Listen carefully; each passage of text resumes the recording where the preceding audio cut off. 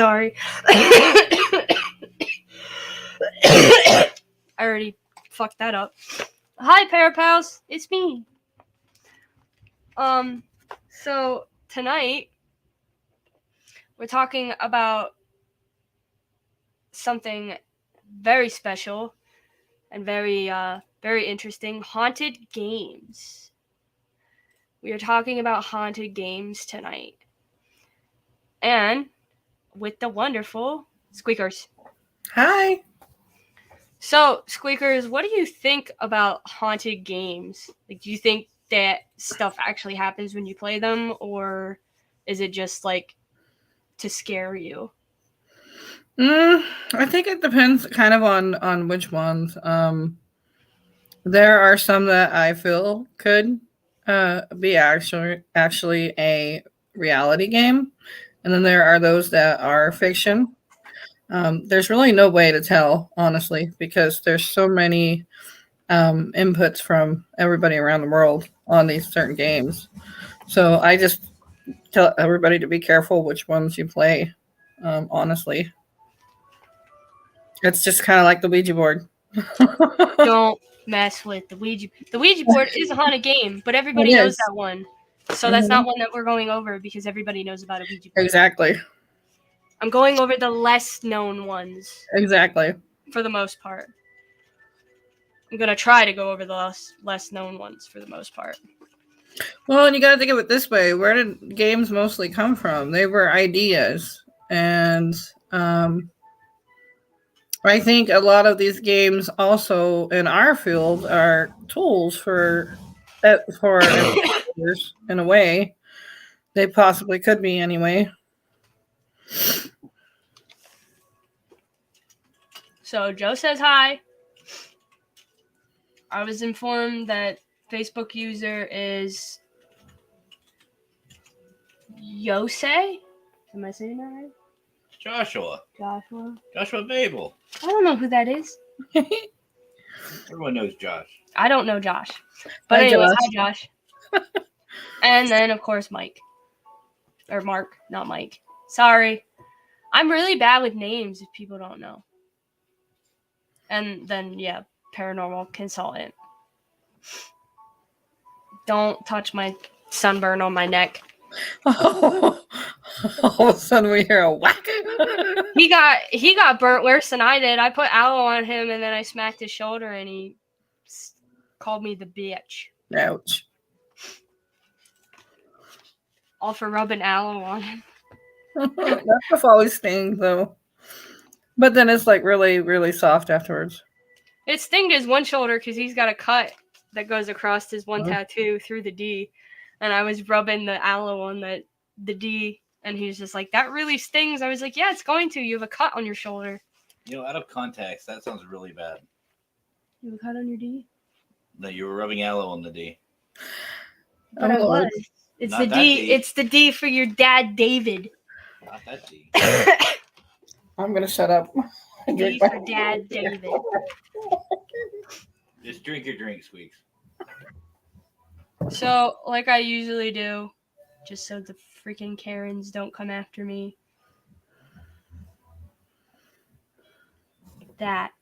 This thing right here is my pride and joy of this show. I'm allowed to say things that are not PG-13 because I put that there. So what type of games do you got for us tonight? So I have one that I have a few. Two of which apparently not even you've heard of. And I've never heard of a lot of them because I remember playing only a few when I was growing up, but that was it. I have played a couple, but everybody's played Bloody Mary. Anybody who says they've never played Bloody Mary is full of it. You tried. Everybody's done it. You tried at a party, or you tried it on your own, and you got scared, and you ran out of the bathroom like a never mind, and thought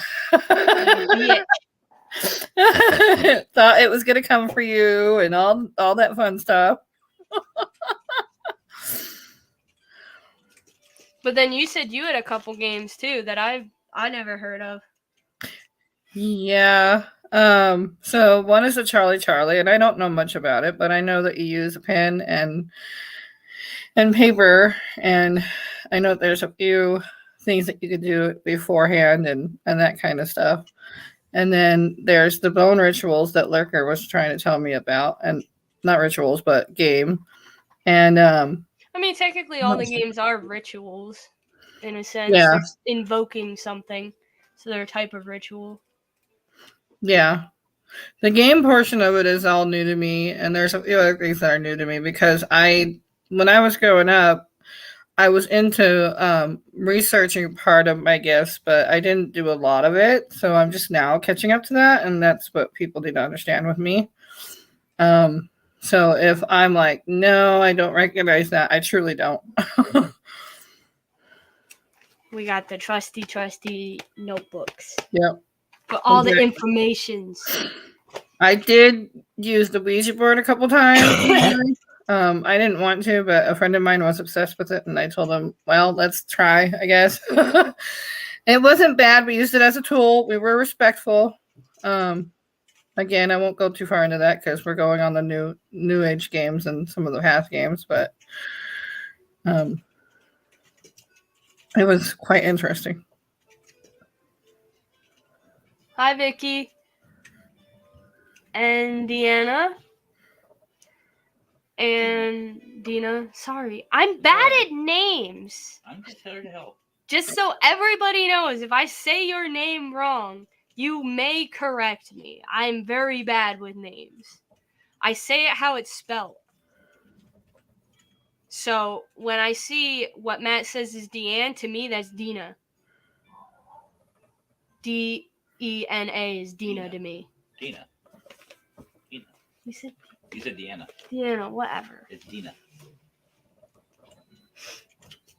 And yes, I'm here. Yes, the consultant is here.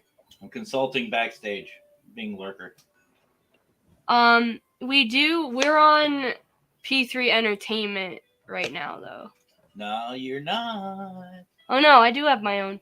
Mm-hmm. Oh, I'm getting there. I forgot. We made one. Lurker is he's getting ready for work. Yeah. But he might be backstage later on. I'm not sure if he Probably will or not. No, this is the backstage man. Mm-hmm. It's not Lurker. Lurker sadly has to work on my shows. Otherwise, he said he'd be on. But sadly, he has to work. So unless I did one like earlier in the day for him, I don't think he'd be able to help co-host. But I would like to co-host with you and him one time. That would be cool. Maybe I'll have to switch the day one day just to be able to do it. That would be cool. I saw Raymond. Hello. But anyway, we're going to start with one that everybody should know. And like we said earlier, if you don't, you're bullshitting. Mm-hmm. Bloody Mary. Yep, don't say it 3 times. I found something online that said 13. 13? Say it 13 times in a mirror.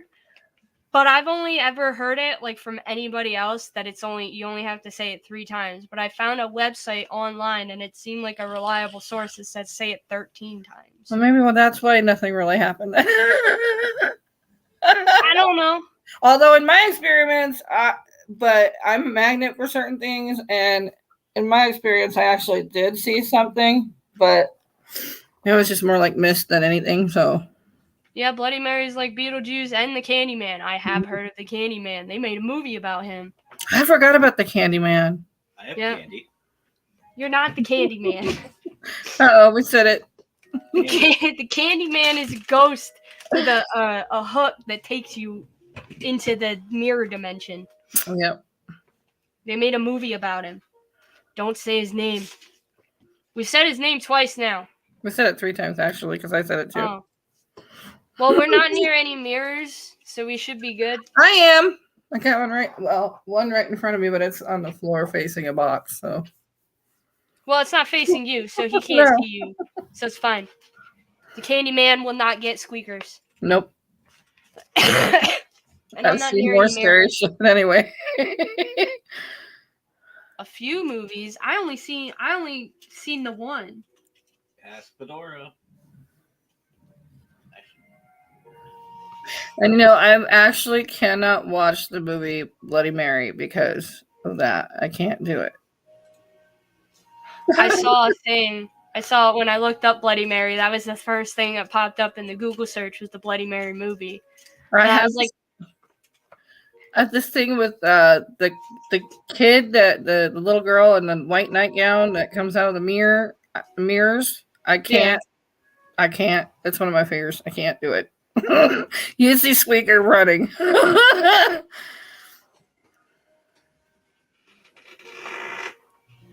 Oh. Sure. And I don't run. I've laughed. So apparently, I was scared. Yeah, I wouldn't take a bath for a few months after the Bloody Mary movie. Joe was apparently afraid of mirrors. Yep. I have questions. Joe wouldn't take a bath for a few months? How did that work? I don't know. Go through a car wash? Why don't you message him and ask him? Take a car go through a car wash with the window down? Maybe sounds like something my mom would have done if I didn't take a bath. When I was a kid in Kentucky, in KC, Candyman was the dealer down on the corner.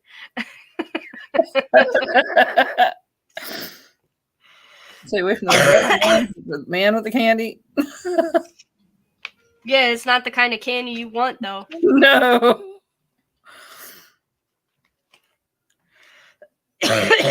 So I found 2 versions of Bloody Mary. There's our nowadays version and then a version from the 20s. They had it in the 20s? Like not the 20s, like the 20th century. So the beginning of the 20th century.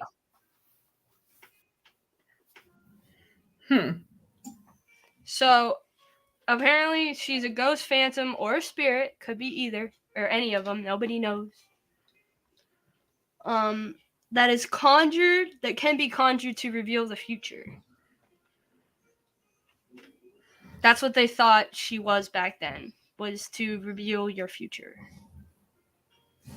Nice. Old games were played by having a young woman walk up a flight of stairs backwards, holding a candle and a mirror. It's said that they would be able to see their future husband's face. I don't know how true that is. That's interesting. But apparently if they saw like a skull, they were going to die before they got married. That would definitely make somebody paranoid. I'm pretty sure back then, when it was like basically mandatory to get married and have kids, it would make anybody like very upset. Well, yeah, I could see them trying harder and not actually letting true love coming through. That would be frustrating as hell. I'm gonna die in a week. I need a husband. That ain't how it works. No. Go around being freaking hysterical, talking to every guy possible, just telling them, I'm gonna die in a week. I need you to marry me. Isn't that how I proposed? No. Oh. There's a cat on the steps. I believe it's a marble. It is a marble. It's a marble! Say her name 3 times, she ignores you. Well, good. Otherwise, she might just claw you. That's one of the ways Bloody Mary gets you. Mm-hmm. Oh, wait a minute. Never mind. I had a brain fart. Never mind. Okay. I've been having a lot of those today. So today's version of Bloody Mary has to do with repeating her name, apparently, according to this website, 13 times in a mirror in the dark with a candle. And she's said to show herself as a corpse, a witch, or a ghost.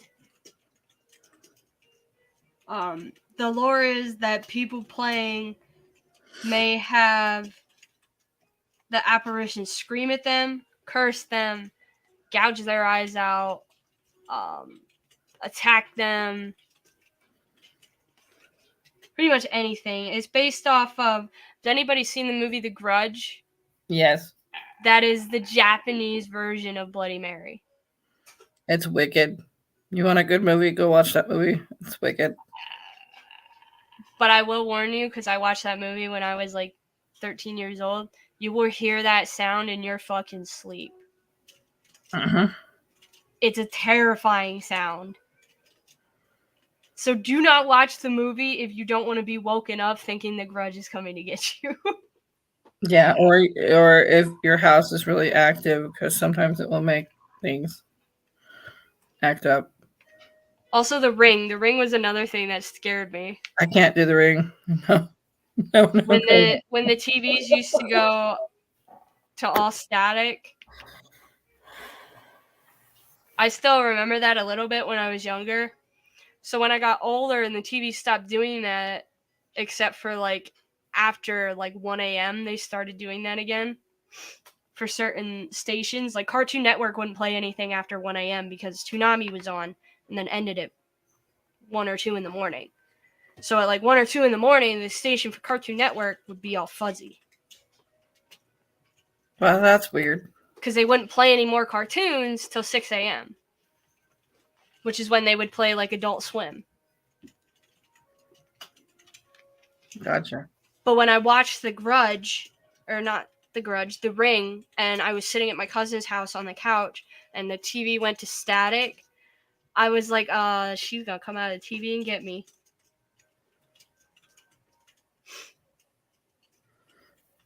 Yep.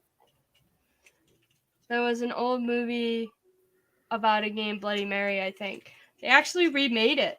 There was one recently, within the last like couple years. They remade a Bloody Mary movie. They made it even scarier. I couldn't get it. I was like, nope, I'm done. And you could be an investigator or whatever you consider yourself and still be scared at certain things. It's not, if you don't think you could be scared in this business, you're totally, yeah. I'm just going to put it that way. You're lying to yourself. Yep.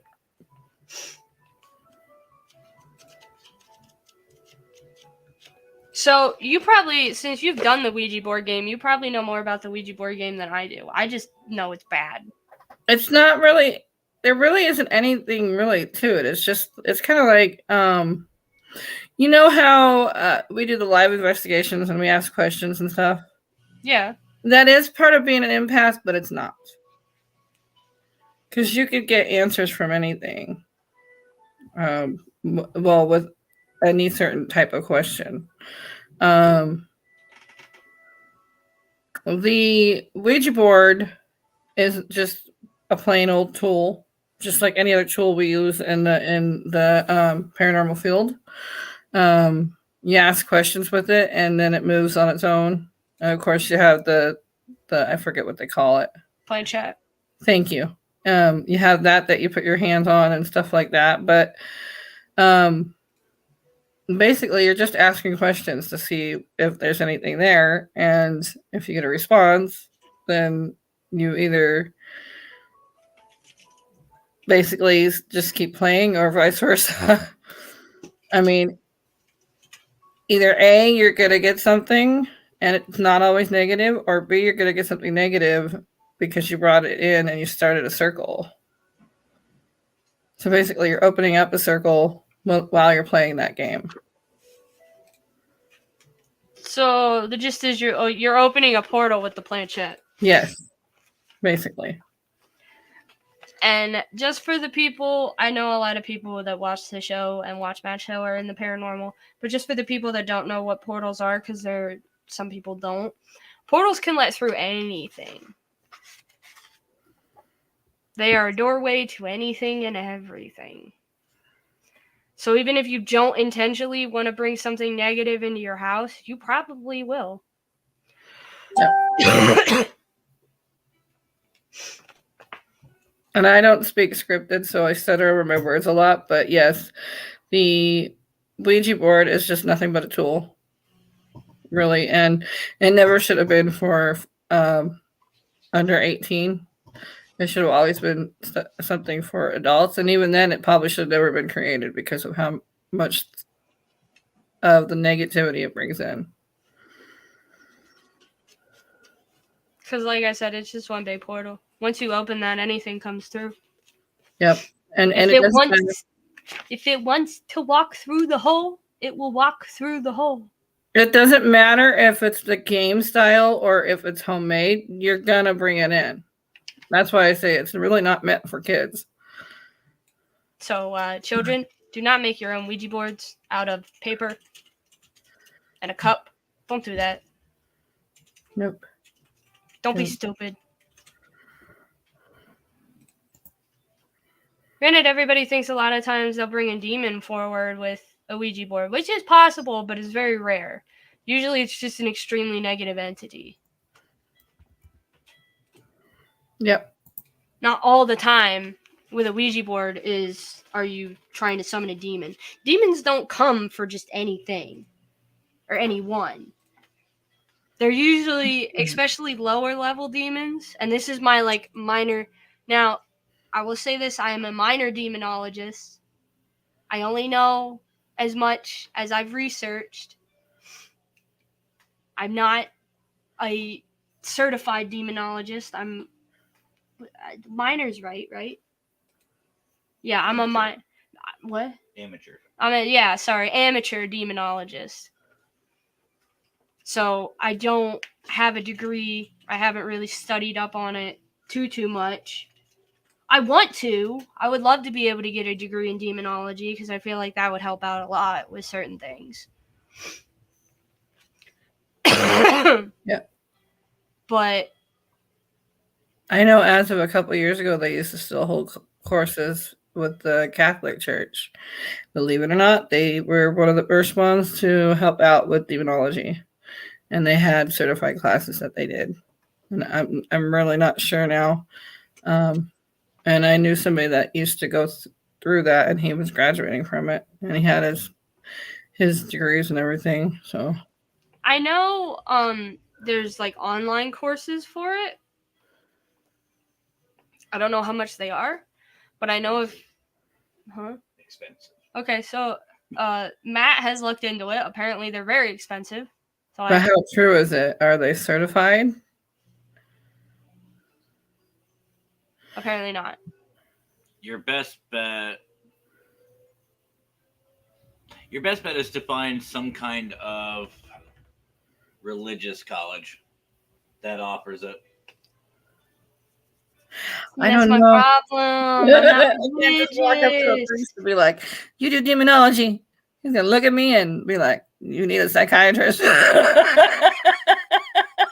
I would walk into a fucking religious college of any kind, dressed how I'm dressed now, and they would look at me and be like, "You need Jesus. You don't need demonology. You just need Jesus."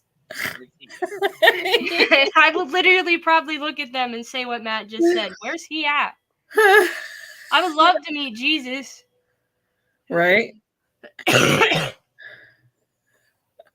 But as far as I know from my minimal demon knowledge, demons don't just come for anything or anyone. They're usually sent to certain people by a higher level demon. Usually. A lot of them that are under the control of a higher level demon are usually somebody or something catches the eye of that demon, and they send somebody to watch that said person. That's why a lot of people that, and I'm just making an assumption, a lot of people that you see in exorcisms are usually drug addicts, schizophrenics, or minor schizophrenics, junkies, and alcoholics. Also, people who have attempted suicide. Mm-hmm. So that means they caught the eye of somebody down in the downstairs, and they sent a lower level demon to keep track of that soul because they want that soul for some reason. So it's not random. A lot of people think it's random. It can be, but most of the time it's not. It's not random. These people are picked specifically because of their soul. Now, you can correct me if anybody in here is a demonologist, you can correct me if I'm wrong. But that's just from my personal experience. Basically, and what I've researched and everything is that it's not really random. They're basically picked. They're chosen. They're the chosen ones.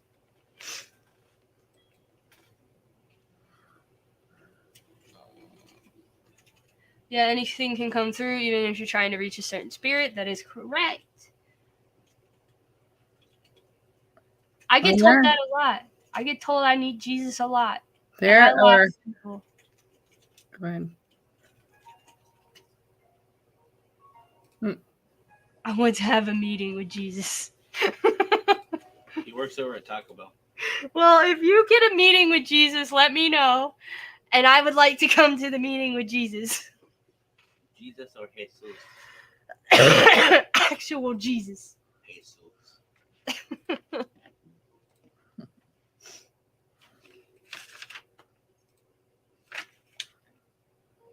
But anyway, I kind of got off topic with my whole demonology thing.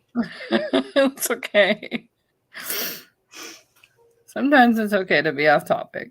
We brought up Ouija board, and then I brought up demons. And and the only reason why I brought it up was because there's so many different things that people have come up with that are similar to the Ouija board, and I think everybody just needs to know that it's just an evidence tool. It really is. It's not really a game, and nor, in my own opinion, it shouldn't have ever been a game because of that.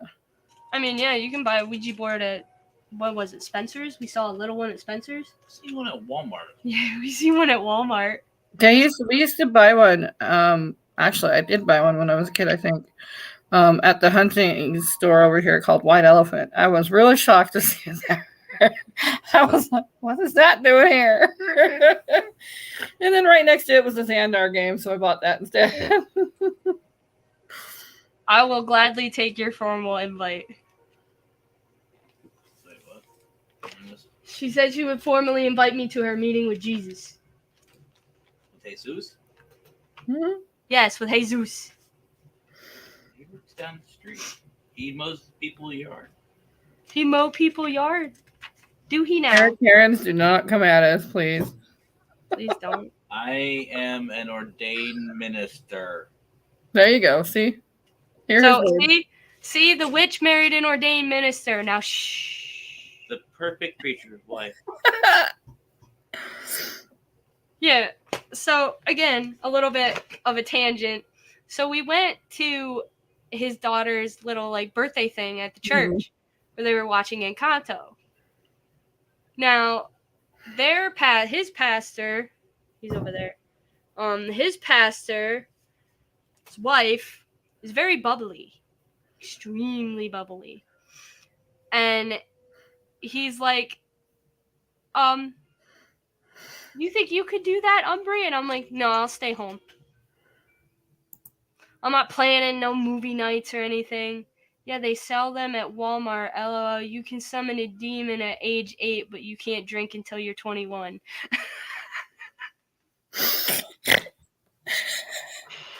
I would hate to be the teacher or whoever upset a kid that has a Ouija board. I really would.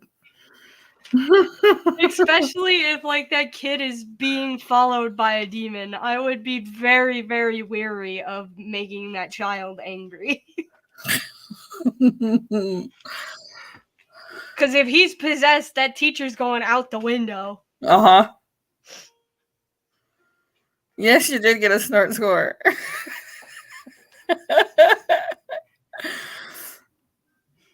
But the next game, unless you have one you want to talk about.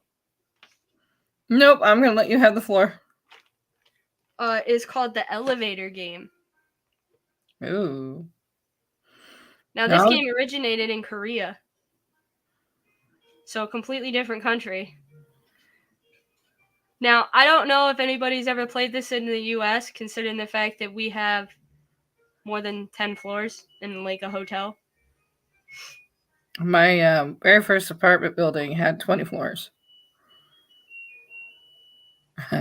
So. And I actually ended up dropping from the 20th floor down to the 13th. I met a 22-year-old girl who, when she was 8, was attacked and befriended a demon while playing with a Ouija board with her cousin. This girl had a life history set for a movie. That's interesting. Did she get a movie?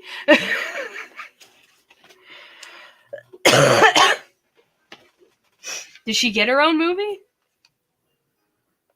See, and that right there, I'm telling you, it should have never been labeled as 8 and below or 3 and up. I think it's 8 and up for the Ouija board.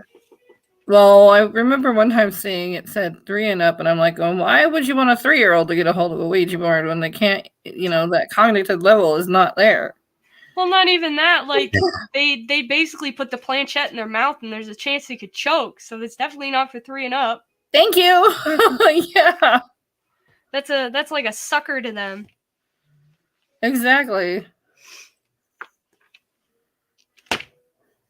I think, I played with a Ouija board once at my cousin's house, and I didn't do it willingly. I kind of got forced into it. The pure pressure of being a teenager. I hear that. So I got peer pressured when I was in middle school to do the Ouija board with my cousin and like my uncle's girlfriend's kids and a bunch of their friends that we were all going to sleep over. And it was the worst fucking thing they ever did. That's what my cousins did and my sister did to me back in the day. They trapped me in the park bathroom and made me do Bloody Mary. And it was a bathroom that was all made out of stone, so you could guess I was really freaked out about that too, because I was like, oh, that's just no. She should see if like this girl should see if a like Travel Channel will do a special. I hope she writes down all of her stuff that she goes through, because that's wicked.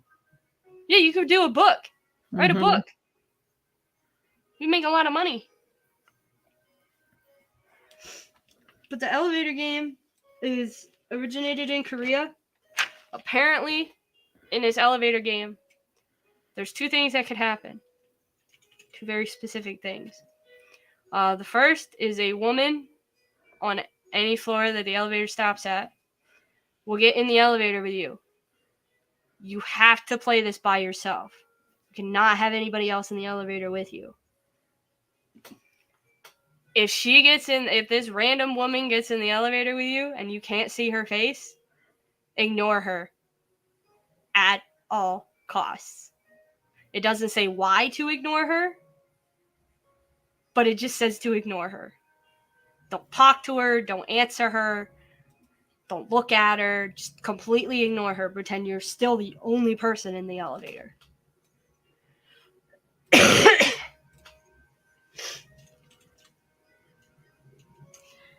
And the second thing that happens is if you get off at the 10th floor, apparently when the door is open, it should be a different dimension. See, and I wonder if that's where the whole, besides the show Poltergeist, I'm wondering if that's where the 13th floor thing came from over here. I mean, 13 is an unlucky number. Right. There was something, I can't remember if anybody in the audience remembers what the 13th floor story was all about. Whether it was on the poltergeist or not. Let us know, because I'd like to remember what that one was. But I have a apparently, foggy brain. if you get out of the elevator on the 10th floor, it says not to get out of the elevator. It says to remain in the elevator. Things will try to get you to get out of the elevator, and then you'll be trapped in that dimension. So don't get out of the elevator. Run. It might be a doppelganger.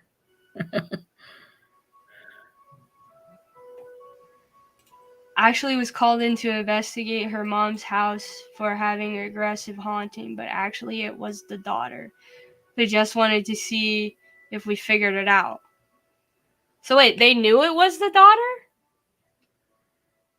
And they just called you to see if you knew or you could figure it out? But if they already knew that, then why did they call you? Probably reassurance. Oh, to make sure they weren't crazy. I got it. There was times when I was figuring out my empath abilities that I thought I was completely nuts, so I totally get it.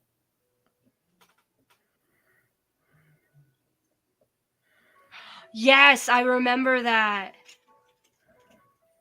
Elisa Lam was supposedly playing the elevator game the night she ended up in the water tank at the Cecil Hotel. Ooh. I remember that. But the Cecil Hotel's already haunted, so that could have a big part of that too. But the thing is that it was supposedly said that she was playing the elevator game because the last time she was seen was in the elevator, and apparently she was talking to someone, but on the camera footage there wasn't anybody in the elevator with her.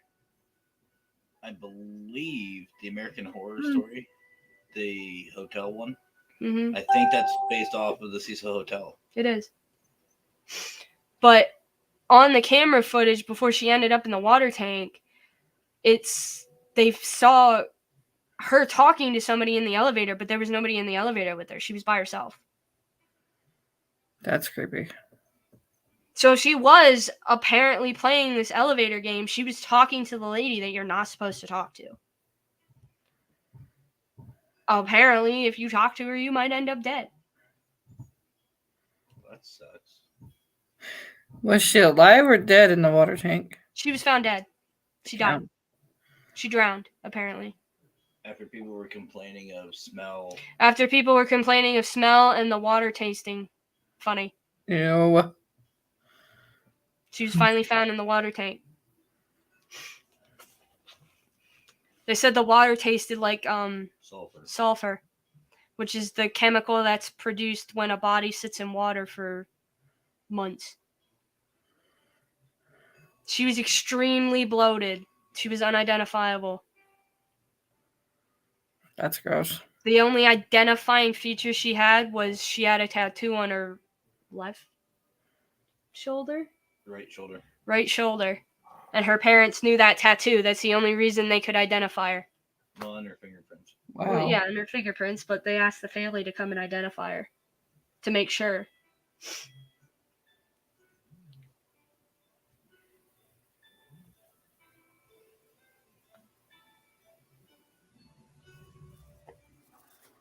Okay, that makes sense. They wanted them to help her.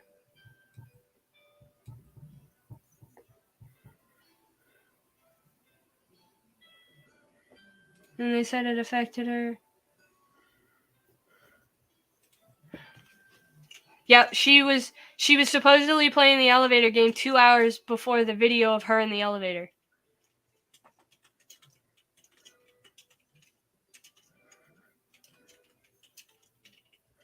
Wow. And that is also true because I saw the special. One of her social media accounts was still being used months after she died.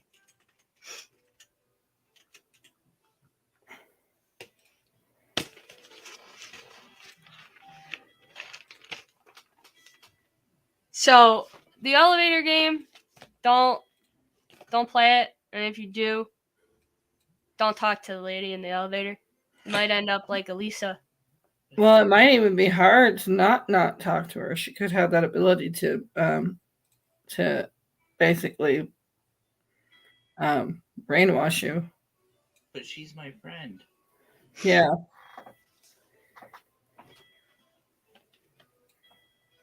But to play the elevator game, and I don't know the buttons for this game, but you have to push the buttons in a certain order for this stuff to happen. That's interesting too. It makes me wonder. You have to know the order of the buttons to be able to even How play. does she know the order of them then? You could probably find it online. That's where I found all this information. Huh. I mean, she died in the age of early social media and early Google. I'm pretty sure you can find it somewhere. Yeah, that's true.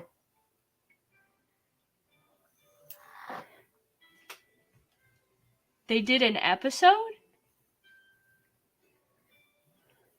Evil did a great episode on the elevator game in season 2. Okay, Tanner. I kind of want to look that up. Or have him look it up. I'm kind of in the middle of something. Never mind. He's not going to look it up. So, Squeakers, would you play the elevator game? Hell no. I'm texting your husband real quick, so I'm not ignoring. But no, I wouldn't, because exactly what Raven said. Telepathy? Telepathy. See, I said that one wrong too. Damn it. Telepathy is mind controlling. And with that being said, there's pretty much no way of getting out of it. People could try and say that, but there really isn't. So basically, you're going to do what she says and not have any choice. So apparently, Evil, though I don't know who Evil is, but did a great episode on the elevator game in season 2. But that's interesting information. I kind of want to look that up now. Yeah. That better be a cat and not a ghost cat. Making that sound. No. It might be Luge. Making that much noise? I don't know. Alright. So this is one that I've seen somebody do a video on TikTok. And it seemed really interesting. I don't know if anything actually happened. But it seemed very, very interesting to me. And it was called the Midnight Game. Or better known as the Midnight Man.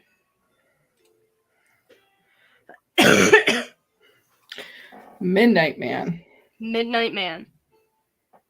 That's interesting. Is that something kind of like Slender Man or something? I mean, I would appear so from what I found. Originally, it was an old pagan ritual, mainly as punishment for those who have broken the laws of the pagan religion. It was also a scare tactic, so people didn't disobey the gods. I've never heard of that, but you know what? There are so many different things that they use for that when people do disobey or used to disobey. So yeah, they'll put you in a temple overnight. That's what the Romans did. Yikes. I would huddle in one spot. For certain gods, what they would do is they would lock you in their temple, and you would have to basically beg for your life in front of this god and beg for apology. Because they were afraid that because they did something wrong to this god, that the god would strike them down at any moment. Wow. So the priests would put them in the temple and lock the temple and leave them in there overnight to repent. basically. So they had to apologize for their wrongdoing. Sure.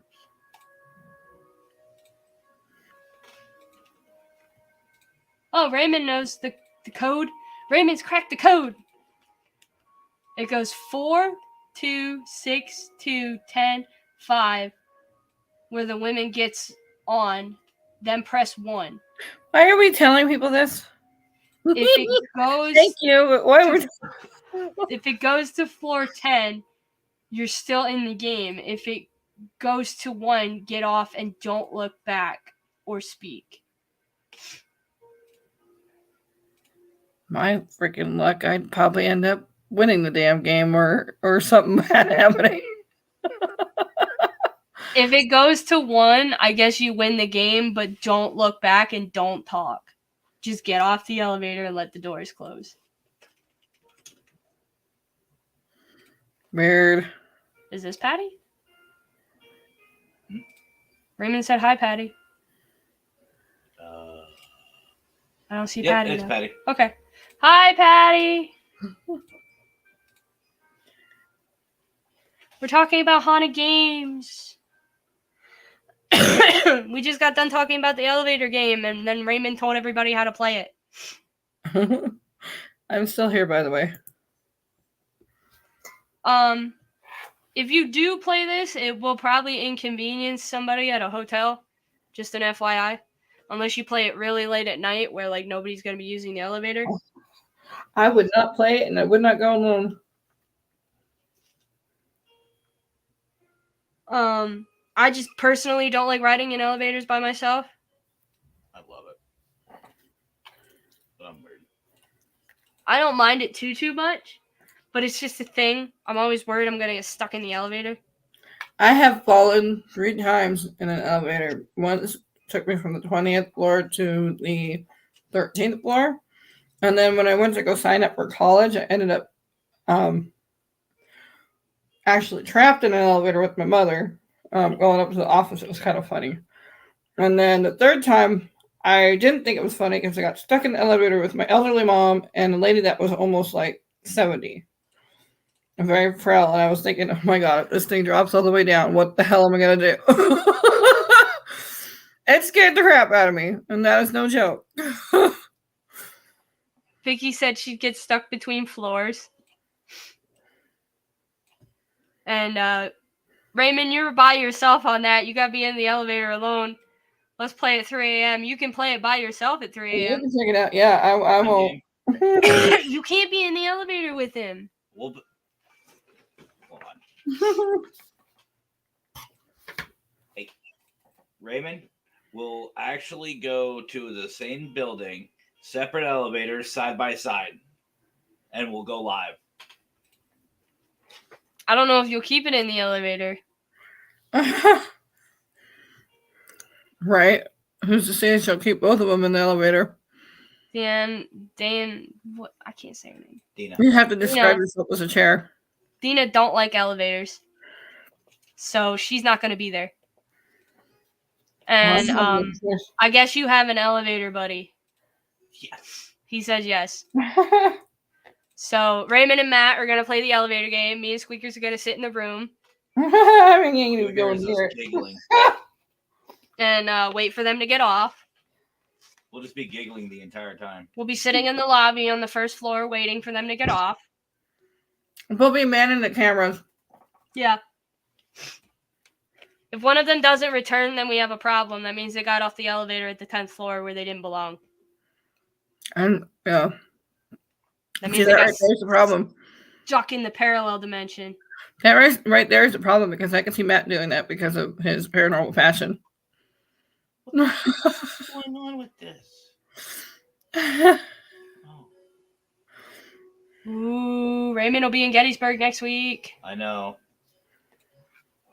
Oh, by the way, thank you to Brian John Laverty for letting us post creepy cryptids on Parapost. I forgot to say that at the beginning. I'm bad at remembering.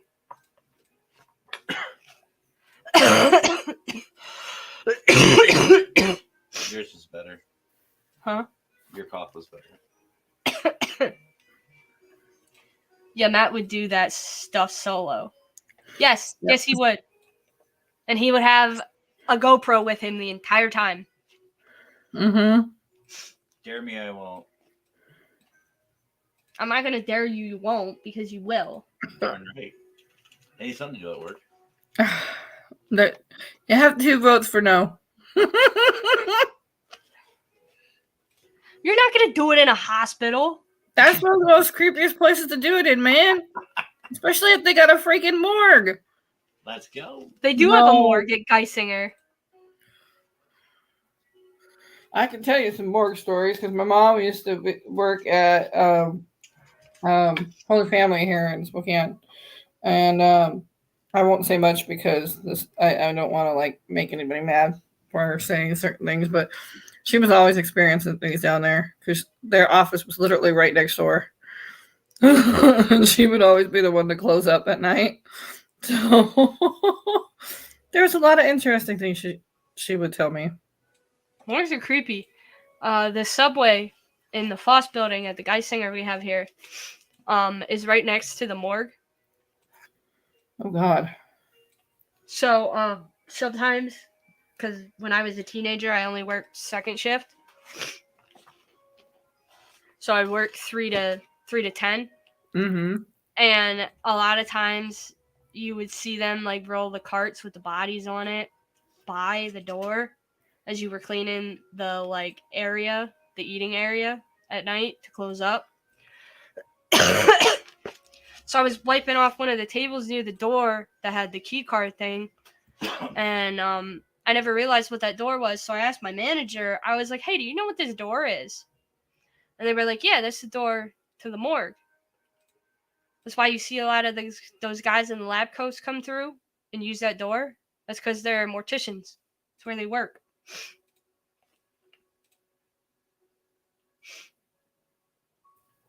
That would make sense. Oh, I'm not scared of dead bodies. I've seen dead bodies. It just weirds me out a little bit because of the fact that it's like one of those things, if you look at it for too long, you think it moves. It's like I understand the person's dead, but if I look at it long enough, it looks like they're watching me or moving. And that's what creeps me out.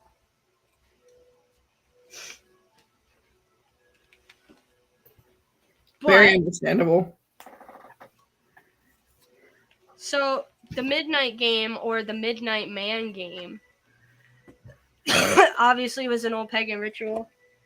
When you start the game, when you actually start the game, it has to be exactly 12 a.m. Otherwise, the ritual won't work.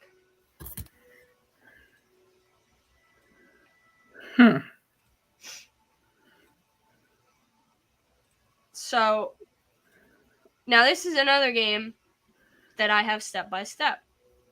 You shall play it at your own risk. You cannot come after me. You cannot come after Squeakers. Nope. If anything happens, you can't come after either of us. You play at your own risk. If this shit is real, you play at your own risk. Just like the disclaimer in the beginning, we do not recommend you play these games. Now, Bloody Mary, I don't know how much truth there is to that.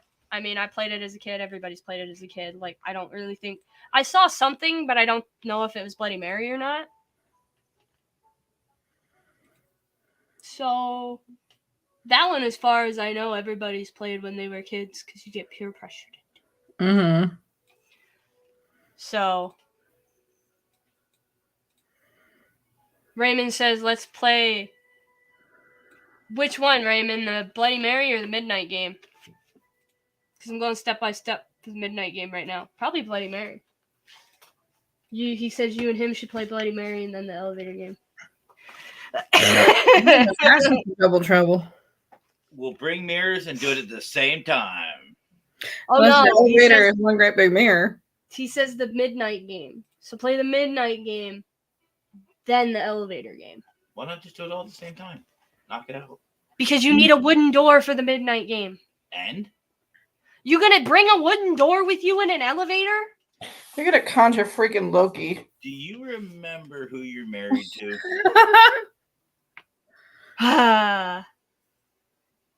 Never mind. He said all three. You're playing all three now in the elevator.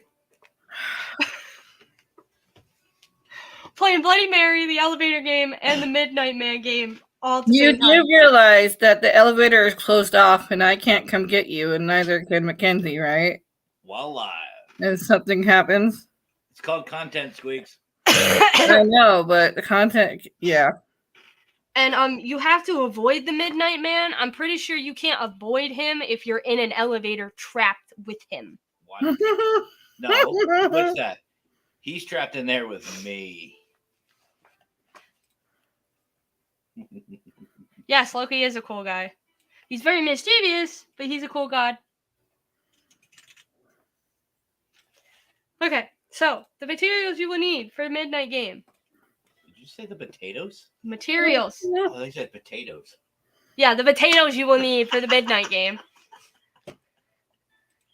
You'll need a candle potato, a paper potato, a pen potato, a lighter potato, a salt potato, a wood potato. That's a lot of starch. How do you get a lighter potato? You just stick it up the potato's butt? I'm sorry, I'm probably getting off to the right direction, but seriously. You guys were worried your show would be entertaining. Did I get that wrong again? No, not with potatoes. You don't actually need potatoes, but that's what Matt thought I said when I said materials. Time out. Are people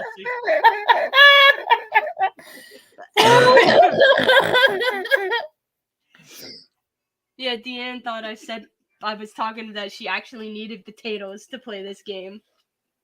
Hey, if it doesn't work yet, French fries. Yeah, no, Matt thought I said potatoes instead of materials, Deanne, so it's not potatoes. You don't need potatoes for this game. You need a candle, a piece of paper, a pen. All of a sudden, she's trying to shove a lighter up a potato's butt. Yeah, and you'd have to shove a salt shaker up there too, because you need salt. I would do it. Wait. Do you know what goes really good with potatoes? Biscuit. Oh, Lord. No! No biscuits. No Told you. biscuits. Told you I'd do that, Squeaks. Raymond, you're right. You don't need potatoes to play the game unless you're hungry. Then you need potatoes. Another screw up of mine. But anyway, you need a candle, paper, pen, lighter, salt, a wooden door, specifically wooden, cannot be any other, and a drop of your blood. It cannot be fake blood. It has to be your blood. So wait, you're basically sending your soul to wherever doing that, aren't you? When you do something like that? Now, here's the funny thing is you're not really sending it anywhere because you're putting the drop of blood on the paper. Yeah, but wouldn't that be like signing a letter? You are allowing something to enter. So basically the first step is to write your full name, so your first, middle, and last name on the piece of paper. And add a drop of your blood, allowing it to soak into the paper. I'm sorry, but the only way I'm doing that is to bring somebody that I actually love and care about home. The only way I'm signing my name away. Step 2. Place the paper on the door and then light the candle and place the candle on top of the paper. So basically, I think the door has to either be laying flat or you have to have a really good fucking candle that's not going to drip candle wax everywhere. Well, some people might be into that. Yeah, this is basically summoning. This is summoning 101. You need your blood, your name, and Firstborn. Yeah, sometimes your firstborn child. I'll shut up. That's a joke. Don't come at me. Matt. So after you do that and you place the paper on the door and light the candle and place the candle on top of the paper. You knock on the door 22 times.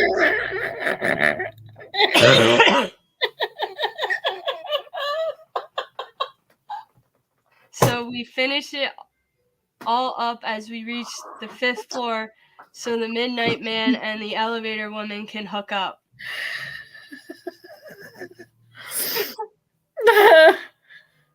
I don't think you want the Midnight Man and the elevator lady to hook up. I feel like that would be a bad hookup. Paranormal love connection. Because then you'd have 2 spirits or 2 entities that want to kill you in the same space. That's like my ex-wife. They'd be all loving dummy and then look at you and be like, the fuck is that?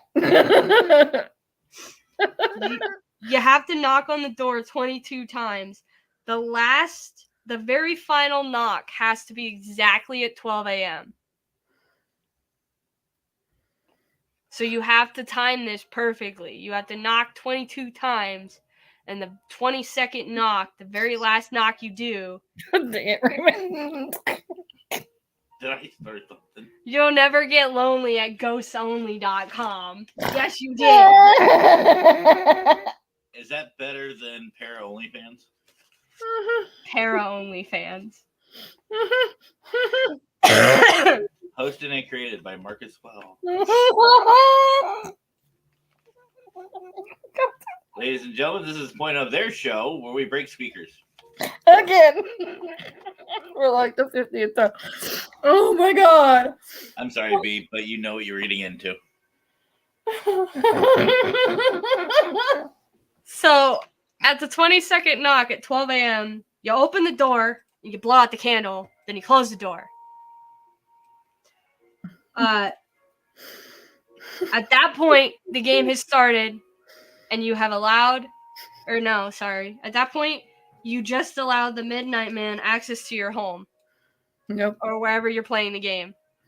So basically, that 22nd knock, when you open the door, blow out the candle, and then close the door, you've allowed him access. What? It was a cat. Marble. Oh, okay. I was like, what? What's over there? Cat.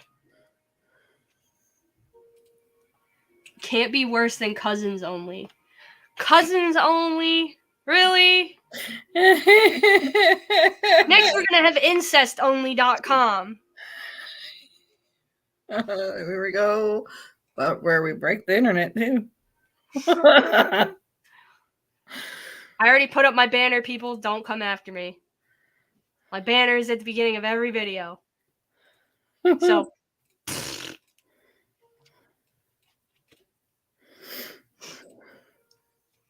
And then the 4th step, after you allow the Midnight Man, you have to immediately relight the candle.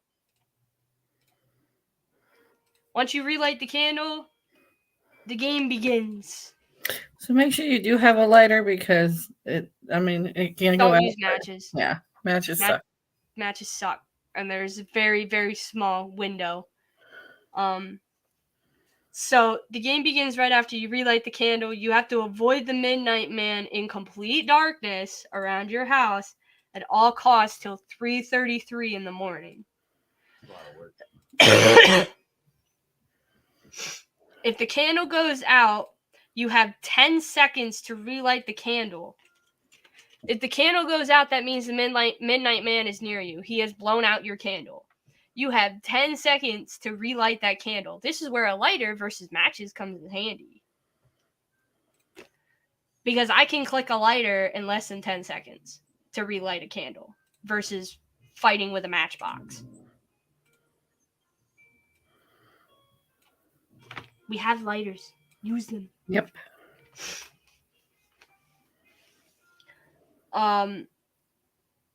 If you are unsuccessful to relight your candle, you must immediately make a salt circle around yourself. Now, everybody knows what salt does and what salt does to keep things out. It's usually to keep out negative energy and negative entities, period. For some reason, salt does not let them cross the threshold.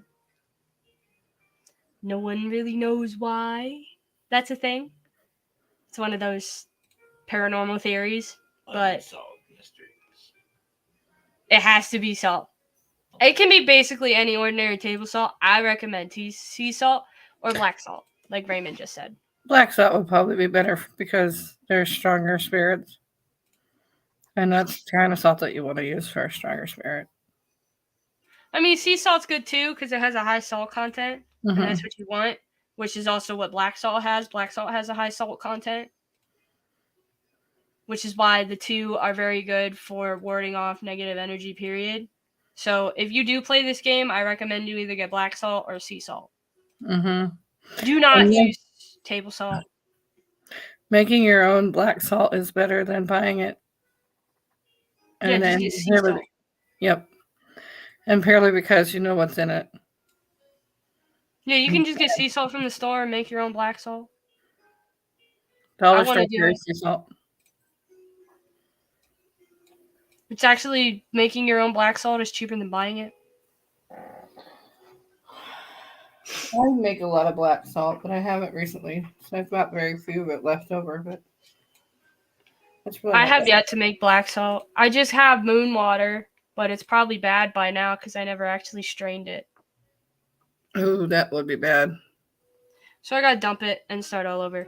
I don't actually know how long moon water can last. I don't know. I'll have to look it up. But if you're unsuccessful in both relighting your candle and making a salt circle, the Midnight Man will make a hallucination of your greatest fear and rip out your organs one by one. You'll feel everything, but you won't be able to do anything about it. And you probably won't come back from that. No. So it might be a stupid thing to conjure that one up. If you're successful in the salt circle, in making the salt circle, you must stay inside the salt circle till 3:33 a.m. The only way to win the game is to relight the candle and keep that candle lit. And also not be attacked by the Midnight Man and not be trapped in the circle of salt. That is the only way to win. You have to keep your candle lit. And you have to last till 3:33 a.m. So every time your candle goes out, you have to relight it within 10 seconds. That's kind of hard to do. You would think with these new age candles because they don't stay lit very long. It depends on the wick. Okay. Wicca. Ha ha ha ha ha. Wicca. It went right over Squeakers' head. Yeah, I'm thinking. When I get to thinking, it's trouble. So I only had 3 games. I don't know if Squeakers has 1 or 2 or more that she knows about. I really don't. This is all new territory for me, so I'm just kind of zooming in and Actually, Raymond, I might be able to look up one. Not even gonna lie. Because I was on a website for Discovery Games.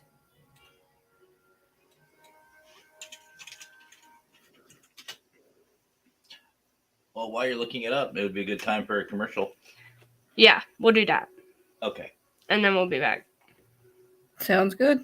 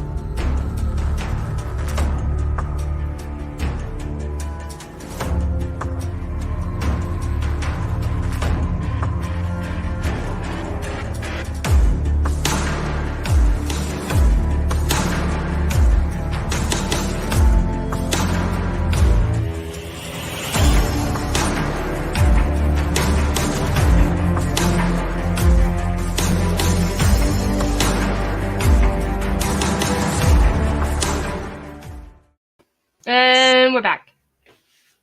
Hi. You missed one. What do you mean? You missed it. No, I didn't. You did. No, I didn't. You did. New global ghost. No, I played at the beginning. I just added that during the show. That's all right. It's all right. Stop moving my shit. It's all right. I have an order of everything that I do. I'm in trouble.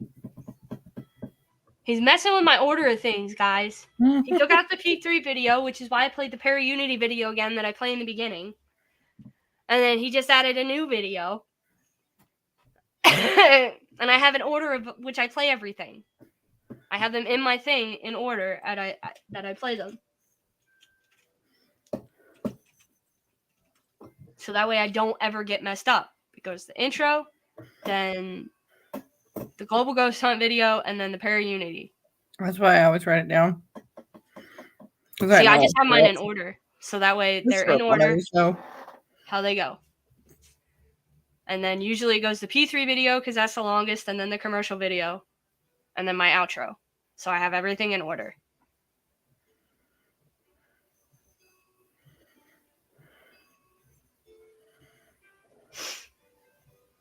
What?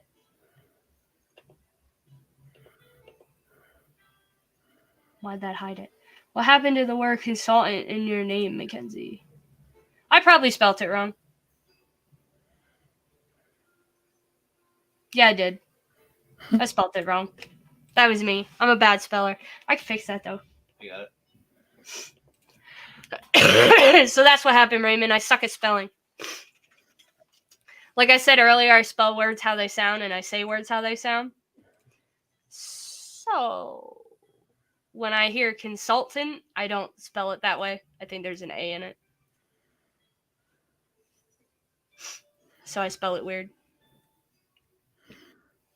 That's me. So I found a couple other ones on a website called Scary Mommy.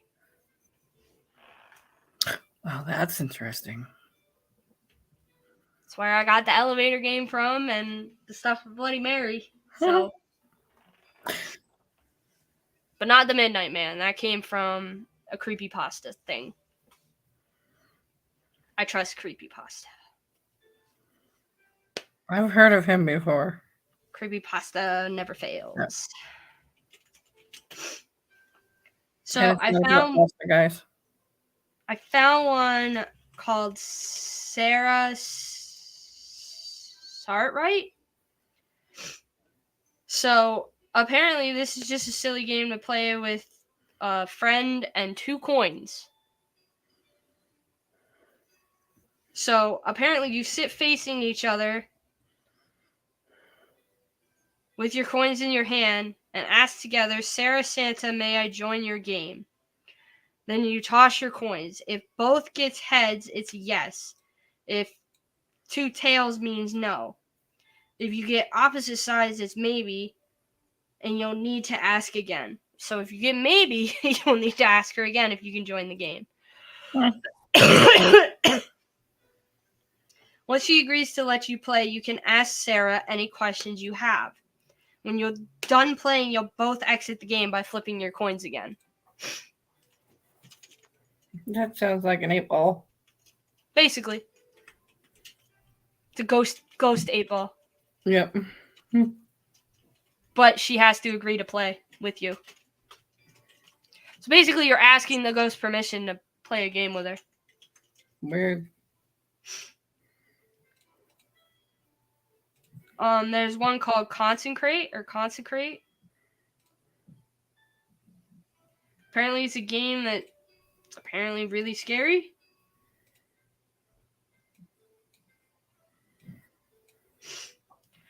To play Consecrate, you only need 2 people. You'll begin by telling the person to close their eyes. Then you stand behind them and say the chant while performing the ritual. During the chorus, you pound lightly on the person's back with your fists while you chant. During The verse is you perform the actions while you chant.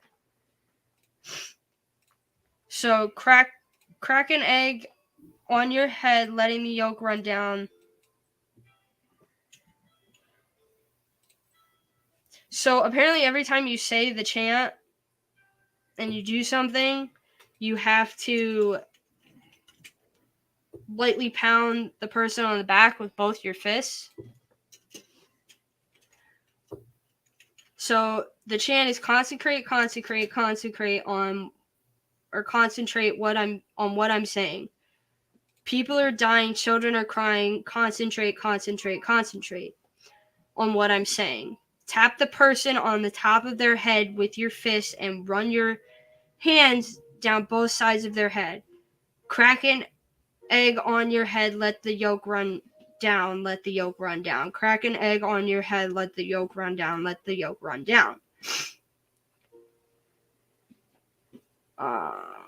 Concentrate on what I'm saying. People are dying, children are crying, concentrate. Verse 2, twist your hands on their shoulders and run your hands down their arms. Basically, this is the whole, like, you say this whole thing, and tap that on your back with your fist and run your hands down their back. Stab the knife into your back, let the blood drip down. So it's a whole thing. Where is it? You push them enough to make them tip forward and regain their balance. Then you tell them to open their eyes and ask them the color they saw. So basically, at the end of this, they're supposed to see a color. The color they see when they open their eyes represents how you will die. Why would you want to play that game? Red means you're going to be stabbed. Blue means you're going to drown. Yellow means you'll be poisoned. Orange means you'll burn to death. Green means you fall from a height.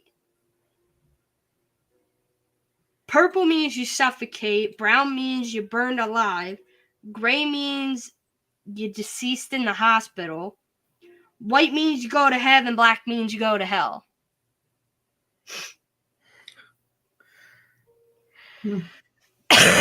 So basically, you do this whole chant just to make somebody see a color.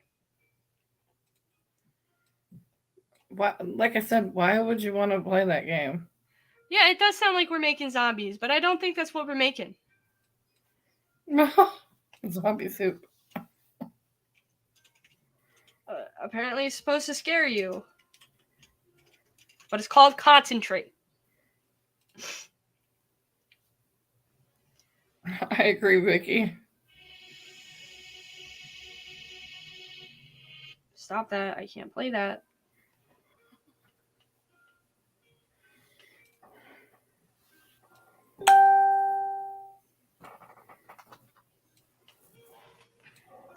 No, it doesn't say.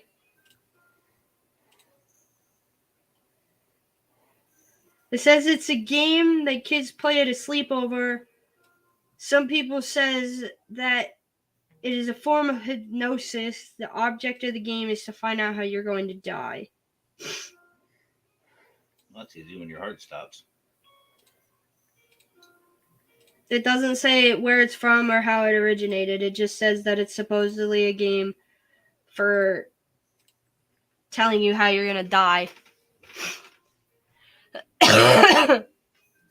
Yeah, that is very disappointing. I'm not super impressed with that game. Yeah. That one sounds more like a folklore game. Yeah. Like somebody wanted to make something up at like a party and came up with it.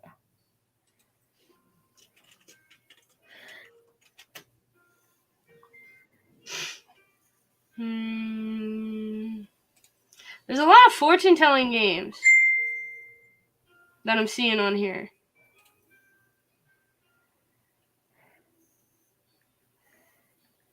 Oh, here's one that I've heard of that I've never played, but I think is really cool. It's called The Answer Man.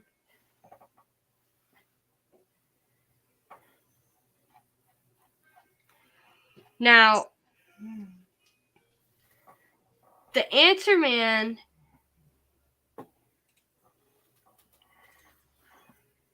you need a group of 10 people to play this game.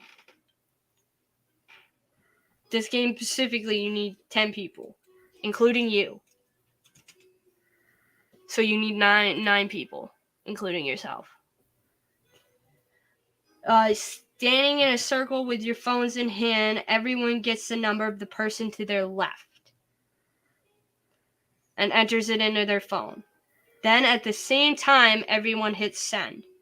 Most people will come up with the busy signal, but the hope is that someone will get the Answer Man. You can ask him questions, but he gets to ask you one for every question you ask. And if he doesn't get your answer, bad things happen. It doesn't say what bad things, it just says bad things happen. So for every question out of those 10 people ask him, he gets to ask each person who asks the question one question in return. That's another one. Why would you want to play that game? You're just asking for it.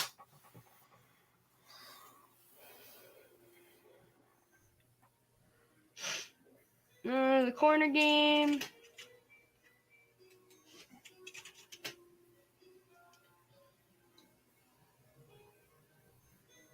Oh, I think this is the one you were talking about, Squeakers. It's called the corner game. It's about a poltergeist. Unless it's a different one.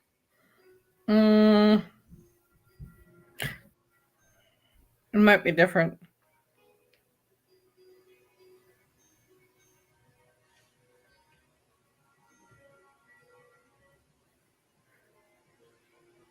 Well, the early kids' fairy tales were really morbid, so I think Consecrated sounds like an old game. It could possibly be a very old game. Especially the way the chant is. It sounds really interesting. Because basically you're putting a person into a state of hypnosis with having them sit there and listen to your voice. You're making them concentrate on your voice and every word you're saying.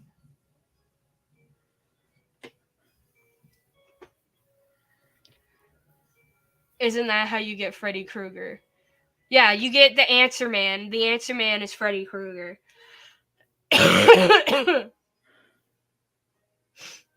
No, these games are not... I don't know if they're 100% real.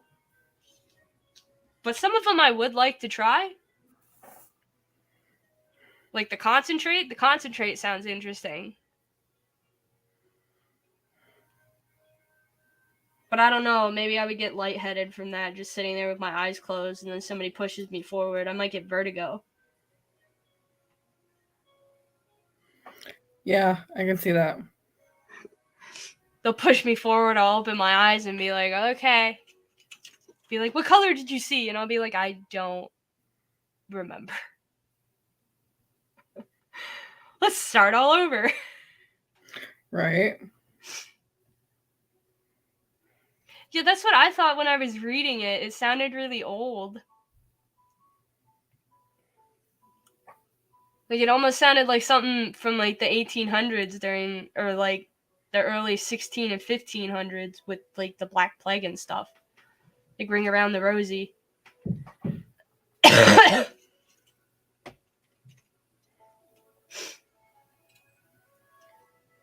That's pretty much all of the games that I think would be, like, interesting. I don't really have any more. At least I couldn't find any more. It has, like, scary video games on there, but it's, like, Resident Evil and Phasmophobia and that kind of stuff.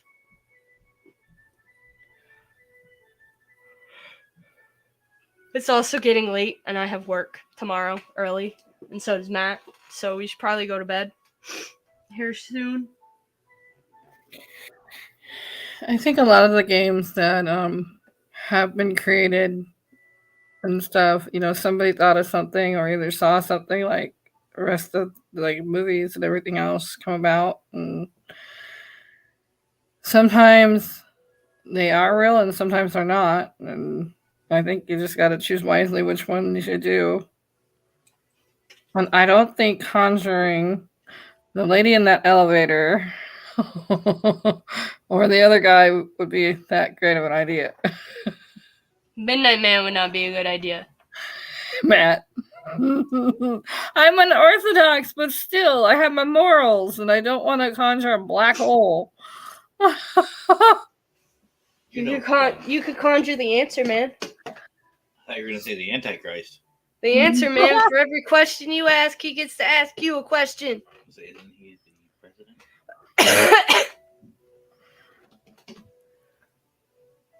Oh, yeah, and then throw Bloody Mary into the mix. Jeez. Yeah, you'll have 3 ghosts that want to murder you in the same place. And 4 if you include the where answer none of us man. can get to you. 4 if you include the answer man and then don't answer his question. That's a portal from hell. But anyway, again, play these games at your own risk. My hands are clean of this situation. If you're stupid and want to try them, go ahead. And if you do and you survive, let me know. Well, let us know. Light as a feather, Vicky.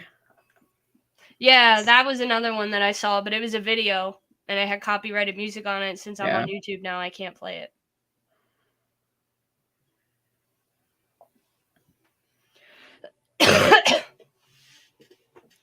Yeah, you lay on the ground, and then somebody holds your sides and supposedly lifts you up, and it's supposed to make you levitate while they're chanting something. But you have to have your eyes closed.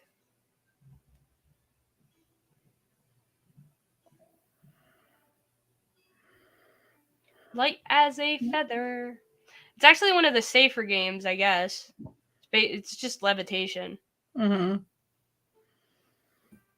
But it is an odd feeling like you're not on the ground anymore.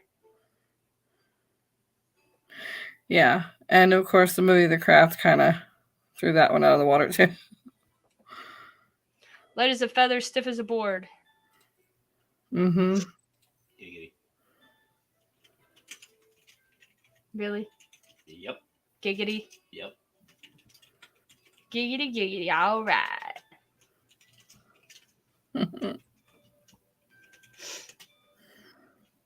All right. Well, I think we're going to end it here because, wow, we're at almost 2 hours. That's a long video. Welcome to Showbiz. I've gone 3 hours playing video games. I've gone 5. I probably could go longer, but that's work. You won't. Hide and seek. I played hide and seek when I was a kid.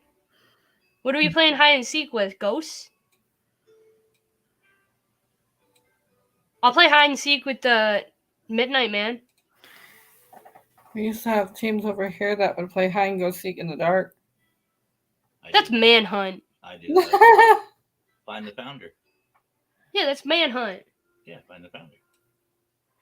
Hide and seek in the dark is Manhunt. That's new to me, but okay. That's a game here.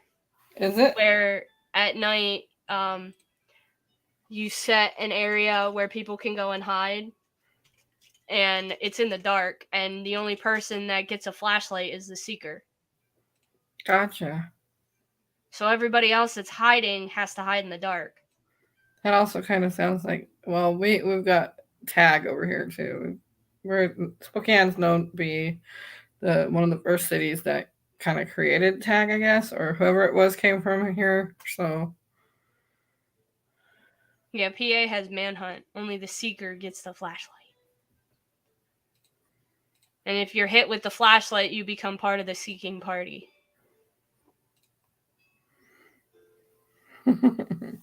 That sounds like fun.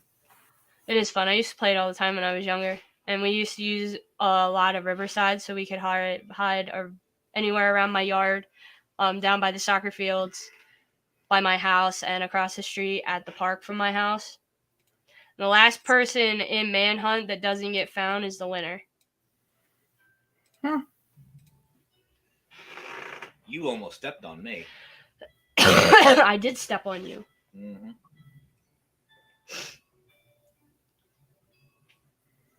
London Bridge went around the Rosie, and songs are based on morbid reasons. London Bridge was when I learned this in history class because it interested me. London Bridge is a song based on when the actual bridge fell before they rebuilt it, when it crumbled. And then Ring Around the Rosie is based off of the Black Plague.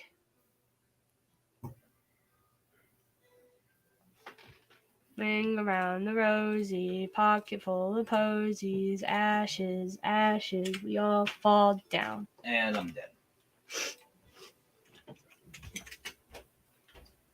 In theory, yes, there's plenty of theories that say Ring Around the Rosie is not about the Black Plague. Hi, Irene.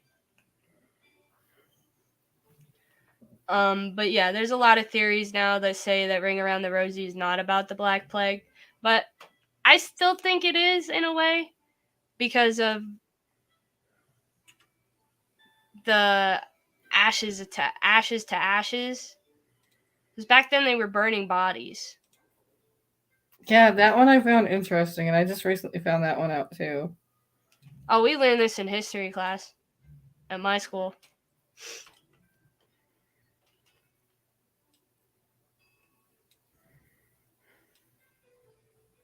Posies, is that a war thing? I don't know. You would know that. What? Posies. Pocket full of posies? Yeah. Basically, instead of a funeral, they would put flowers in people's pockets. Well, there you go. So it's not a war thing. It's just instead of a funeral.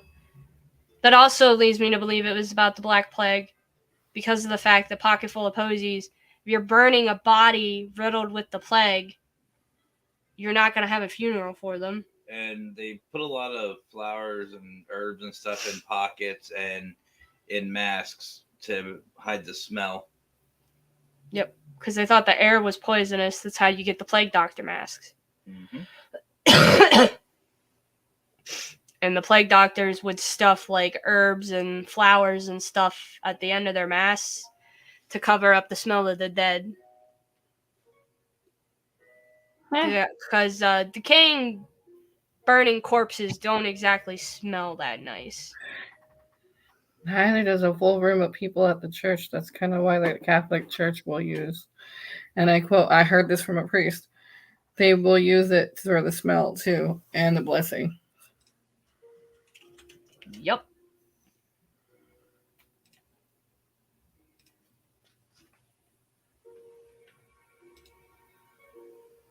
Yeah, that is true. That's the sad thing about it, is the Jewish people and a lot of people that were hygienically inclined, which is why a lot of the richer families didn't get sick, because they were more hygienic than the poor. So the people that didn't get sick were basically witches or bad. They were just bad. Like Italy, actually, I learned this recently. Italy was the only town in that era that didn't really suffer hard casualties from the plague. And that was because once they found out that it was from rats, and they realized that it was from rats, and like the rats on the ships, and they realized it was coming from the ships coming into port, they shut down their ports. So they basically quarantined everybody. They weren't allowing sailors off the ships. They weren't allowing anything coming into the port. And if it was already in the port, it wasn't leaving the port. And they were not allowed to get off the ship. Huh. So they basically, any sailors that were on a ship that was already in the port had to stay on the ship in quarantine until everybody that had the plague had died. That had to have been an interesting era. You would have seen a lot of dead people. Death would have been common. Yeah. And yes, it was the first. Italy had the first quarantine.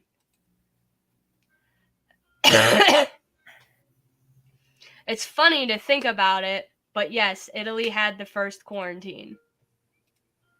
Even back then, people were smart.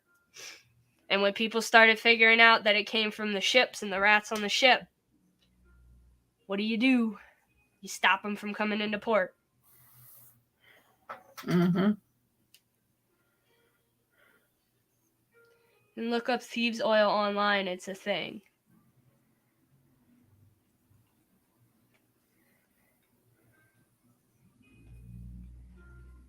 My pop-pop's Italian, so he's Sicilian. He's very smart.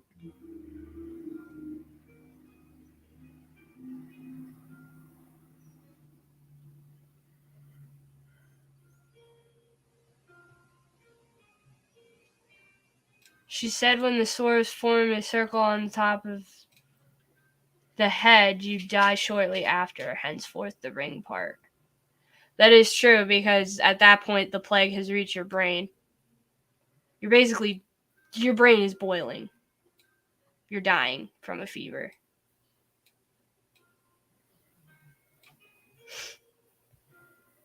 Nice.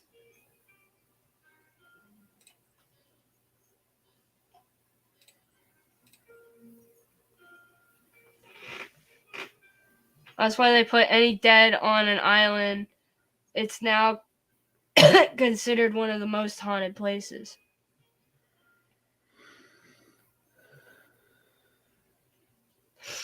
And that is true. Even American Indians burn their clothes because of rats' poop carry diseases. Rats are, sadly, unless you get a rat from a pet store, regular rats, even rats today, have the worst amount of diseases you could possibly find on an animal. It is ridiculous.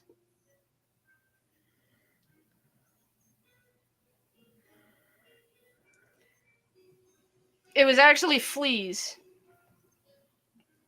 It was fleas, not ticks, that transmitted it. So the fleas would jump from the rats that would jump to the people.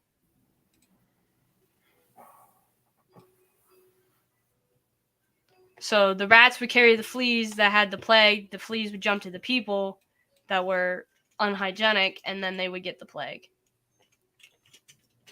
You're welcome. All right. Well, I think since I've gone on my rant about the plague long enough now, my history nerd coming out. Totally okay. This is my show. I'm allowed to do what I want. Exactly.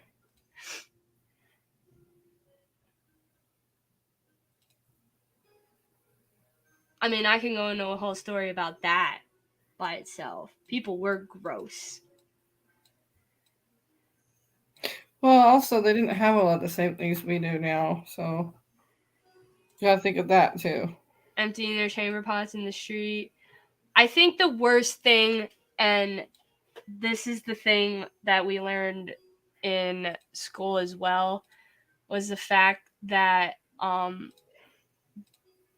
they basically slept on hay, like the lower class, and they didn't change it as often as they should. So it would get wet, and it would get nasty, and it would get gross, and they would just keep using it and using it and using it. Well, eventually, that's gonna lead to, pests, like fleas and stuff.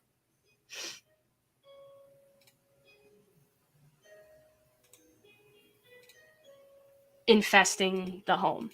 It's just gonna be bad. Yeah, moldy too. They would get wet. They get wet by other things, but we're not gonna talk about those other things. Because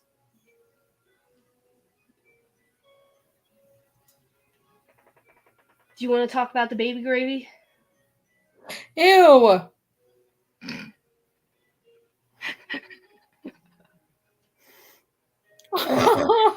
I'm full of it tonight. Sorry. What? What are you full of, Alex? Yeah, I can't. No. Gives a whole new meaning to biscuits and gravy.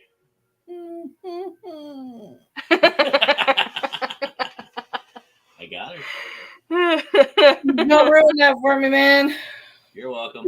Don't ruin it for me. I created a new video.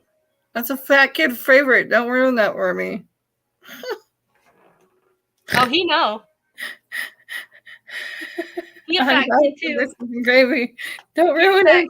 Ah, You're fine. I forgot he had sunburn, and I was over there smacking his arm. Uh-oh. I made a new video. Well, you're wearing a hoodie, so like, how am I supposed to remember you have sunburn? Do you want me to Write take it on his forehead. I don't understand why you're wearing it. You just said you were hot. No, I'm cold. You're cold because of the sunburn. No, I'm cold because of the temperature. No, you're cold because of the sunburn. You're a sunburn. There's always vinegar you can put on your back. Really? Was that necessary? Maybe. What did he do? He just blew smoke in my face. Oh.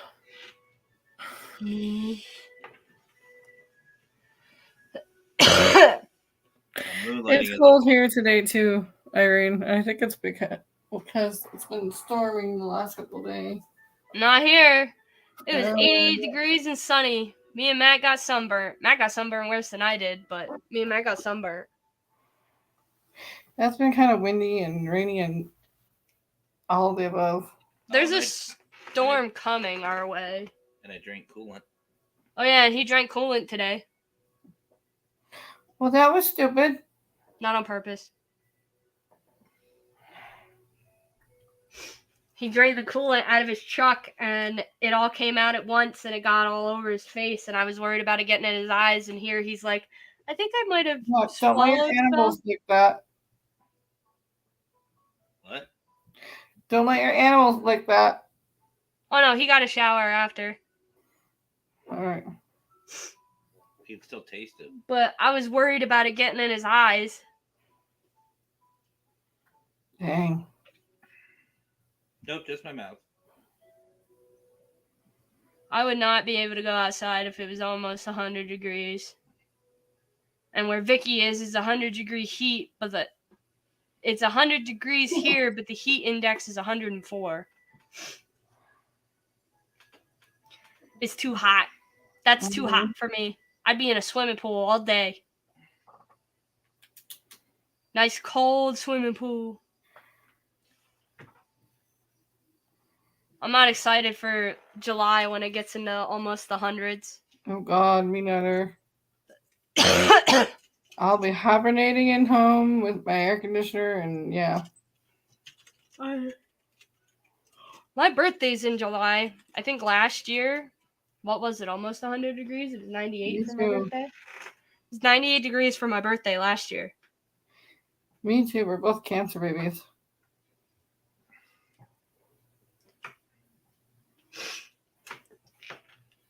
And I'm taking, I think it's the second week off. Taking the whole second week of July off. Or, yeah, 4th through the 8th. My birthday's a Tuesday, but I might not do my show the Monday before my birthday, so I could do some stuff with Matt if he has off. Yeah, I'm thinking about the same thing because I don't know if we're going camping or if we're staying home. We'll go upstairs. Yeah, I'm gonna.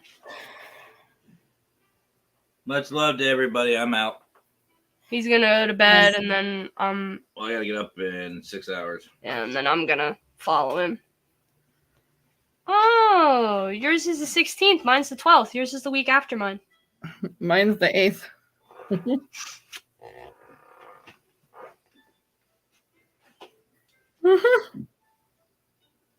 Bye. Much love, everyone. She could get you. I wear the hats backwards.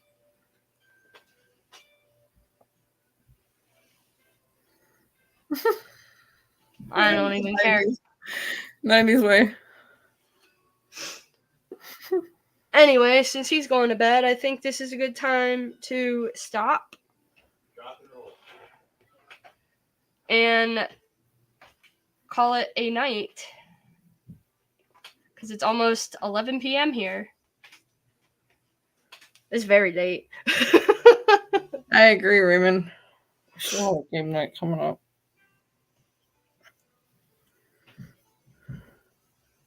Yeah, I have to get up early for work. Considering I don't have a car. I gotta leave when my dad wants to take me to work. So, I appreciate you coming on to help me again, Squeakers. You're welcome. I enjoy having somebody else to talk to and not just listen to my voice. I hear you on that. I'm the same way. I wish it was noon, but it's not. It's like almost 11 p.m. It's 8 o'clock here. Well, almost. I've just been so tired lately. The pollen is kicking my rear here.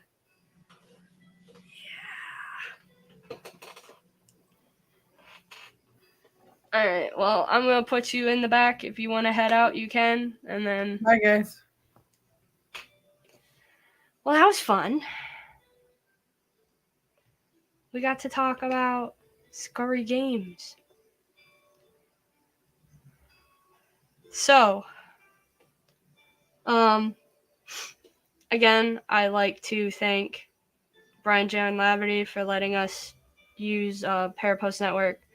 Also, a big shout out to Global Bleeding Violins and, of course, the P3 program. And as well, please share this out with hashtag Legend of the Week. And you can always watch it back, Irene. There's a lot of stuff we covered. But as I always like to say, the truth is out there.